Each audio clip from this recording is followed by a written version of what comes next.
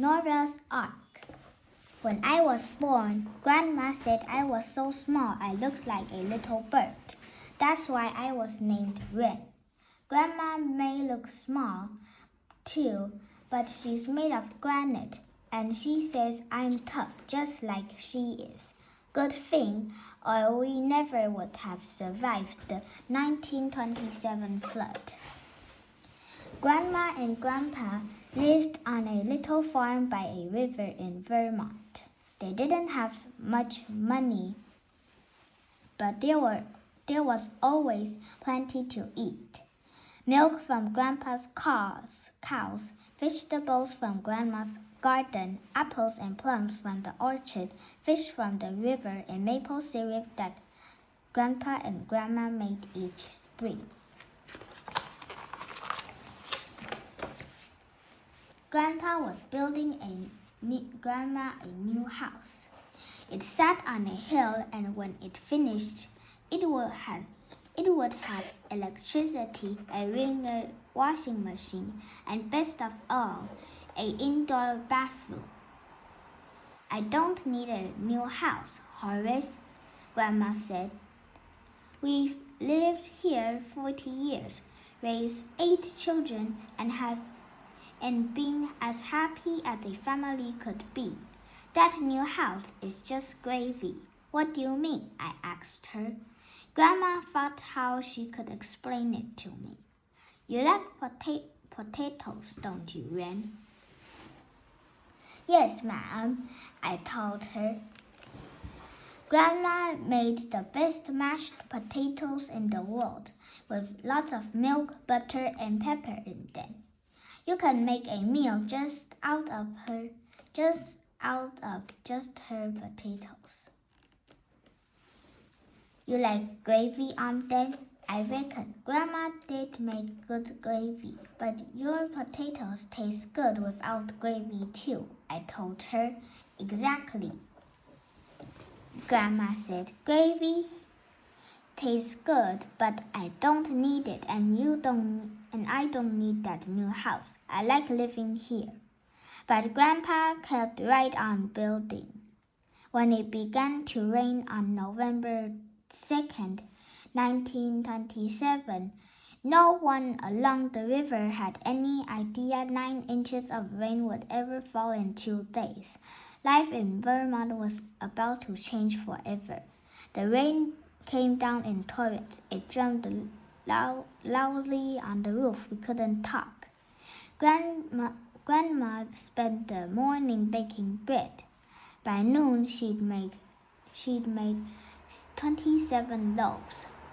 Grandma, why do you make so much bread? I shouted. Grandma watched the water stream down the windows.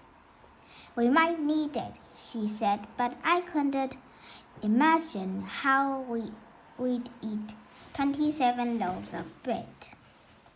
When Grandpa came in for lunch, he poured a quart of water out of each boot. I never seen the river rise so fast, he said. I think we'd best get up to the new house. For once, Grandma didn't argue.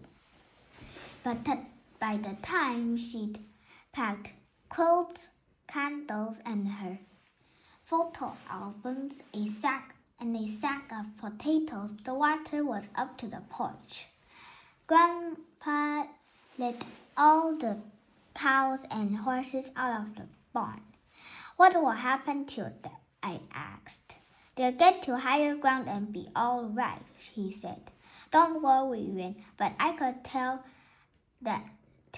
he was the one who was worried. I loaded all those loaves of bread into my old baby carriage, covered it with an oilcloth, and pushed it through the mud and the rain to the new house. Guess I built this place just in time, Grandpa said. If I didn't know better, I think you caused the flood just so I'd have to move into the new house. Grandma said, but she seemed glad to be on higher ground too. We'd scarcely set foot inside when we heard pounding on the door. The three Gilvery brothers stood on the porch, burlap bags in each hand. The bags squirmed and squawked. Our barn's flooded. Can we keep the chickens here? They emptied the chickens onto the chicken floor. Some are heifers and are stranded in the fields, one of the boys said. We're gonna see if we can push them to higher ground. I'll go with you, Grandpa said. May I go too? I asked. No, Grandpa and Grandma both said at once. Be careful, Grandma told him, and he and the boys disappeared through the rain. Even with all those chickens, the house seemed empty with Grandpa gone. Grandma saw me shiver and wrapped a quilt around me. It's getting colder, she said. I wish I had my cook stove here. She held me close as we stood watching the rain. I wish Grandpa would come back, I said. Me too, said Grandma.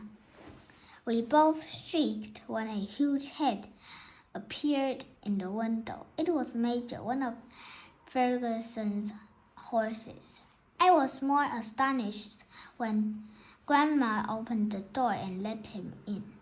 You're bringing Major into the house? We don't have a stove, Grandma said. He's big. He'll add heat to the place. Major took up half of the kitchen. The other half was taken up by loaves of bread and chickens. We had chickens in the cupboard, chickens on the shelves, and in the baby carriage, even chickens roasting on Major's back. Our next visitors were Mrs. LaFleur and her daughter, Madeline. Mrs. LaFleur didn't speak much English. Our house washed away, Mrs. LaFleur said. We were both here. Madeline looked around the kitchen and her eyes opened wide.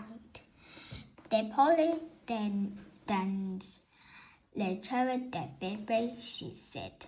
I guess she'd never seen chickens in a baby carriage before. By nightfall, the house was full to bursting. Besides Mrs. LaFleur and Madeline, Mr. and Mrs. Gilvery, the Fergusons, and the Craig family had moved in. 23 people in all. There were also 3 horses, a cow, 5 pigs, a dog, 4 cats, and 100 chickens.